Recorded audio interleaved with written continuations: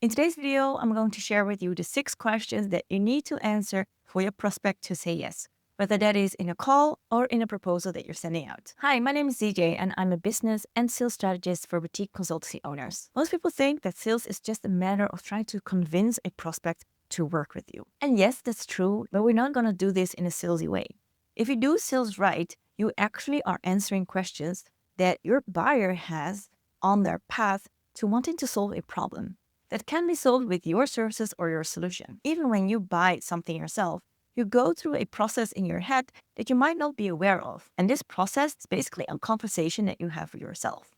What you're essentially doing is that you constantly ask yourself questions that make you either qualify yourself to purchase or not. And the same goes for your prospect when you're selling your services. So the better that you're able to answer the questions upfront without them even noticing it, the easier it is for them to say yes and go to the next step in your sales process. You unconsciously move your buyer into a direction that leads to a sale. If you want to know how you can make your prospect buy your service from you without feeling salesy, without pushing, then make sure to watch this video to the end. Let's dive in. The very first question that your prospect is asking themselves is, do you actually understand my situation? And this is often where things go wrong in the sales process, like in the calls or in the proposals. Because as suppliers, we often jump straight into the solution. Here's what we have, here's how we solve it for you. Before someone can trust your solution, they first need to feel that you completely understand what their problem is, what their challenges are, and also what the outcome is that they desire. And that means that you have to reflect back to them in the calls or in the proposals exactly what they told you before. In doing so, I've got a great tip for you. If you reflect back to them on the situation and the challenge, make sure to use the exact same language and words that your prospect is using as well. Don't try to sound smart, don't use consulting jargon, and don't try to interpret it in a different way. If you don't do this, then it might feel to your prospect that you did not fully get them. You might risk them not feeling connected to whatever you're saying. And on top of that, you also risk interpreting it in a different way than the client actually meant to tell you. So as an example, if your prospect is saying, we want to cut back on cost, don't try to interpret it as a consultant. Don't say things like you want to be more cost efficient. Also, don't use generic industry language, but use their specific situation. So make sure to ask the right questions to fully capture what they're dealing with, what their problems are, the outcome is that they want to achieve, but also what the impact is of solving the problem and the impact of not solving the problem. Only after you've fully confirmed their situation and their challenge is when you start recommending your solution and when you start telling about your services. And while doing so, your prospect might have this second question in their mind.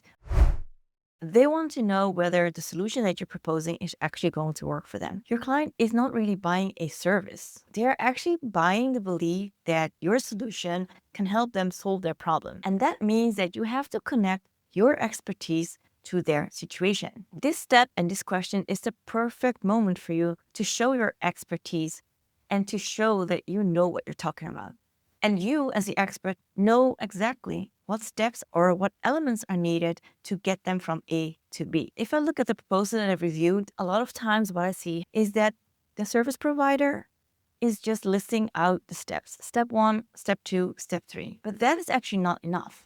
In order for your prospect to feel that the solution that you're proposing is actually right for them, you need to explain why every step in your approach exists. Your prospect is constantly asking themselves, why?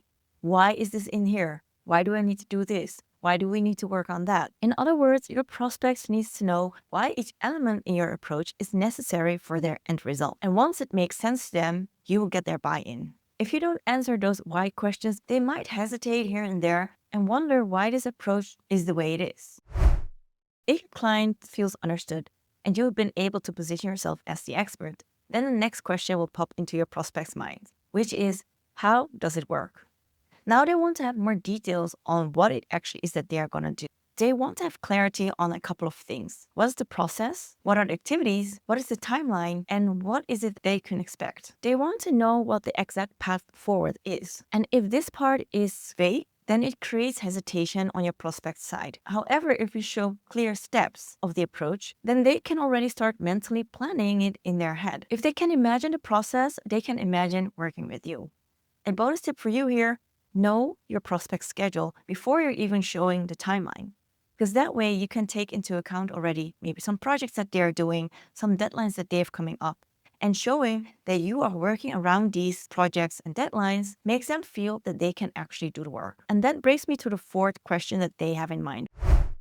Now, you've already explained the process and the timeline, and if you did it right, then you have also worked around their timeline. But they also ask themselves if they can realistically do this. Because even if the solution is great, if they believe that they don't have the time, they don't have the resources or the internal support, then they will still hesitate. And this is exactly why you should also address some potential constraints. Like, are there any time constraints? Are there any internal approvals that need to happen? Does the team need to get involved? Are there other existing projects that are on the planning? And if you already uncovered these in the first call that you had with them, then you can also address them directly. So for instance, you can say something like, I know your team is currently working on this project. So this process is designed to fit around that timeline. When your client feels that the process, activities, and everything that you put out in the approach is actually achievable, then the hesitation will disappear.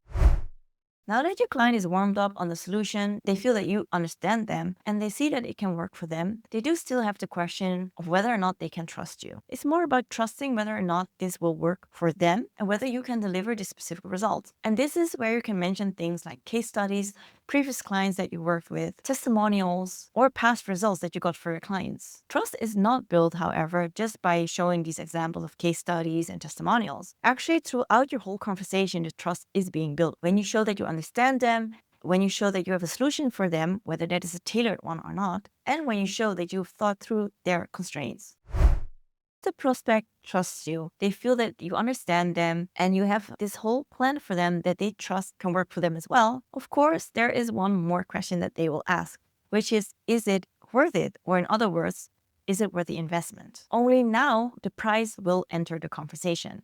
So before you even talk about price, make sure to tackle all the things that we mentioned before. One very important thing to know about the price is that your price or your investment is never evaluated in isolation. Price is always compared to something else. There are a lot of different things that your prospect can compare your investment to, like compare hiring you to staying where they are, or comparing you to other competitors. So I got a couple of tips for you here when it comes down to pricing. First of all, when you talk about investment, make sure that they have something to compare it to, that you also have a list of other costs that they could encounter. Lost revenue, the cost of missed opportunities, continued frustration, and even the cost of not solving the problem in case they decide not to do anything about it. If done right, putting these things in perspective, make your solution even more valuable. Now, before you go on to your next call or before you write your next proposal, make sure that you can answer these 6 questions that your prospect has in their mind but are not telling you, so you can close your next deal. Now, if you think, okay, I understand these questions, but how do I actually apply it? To make sure that you can answer these questions, you have to ask the right questions up front.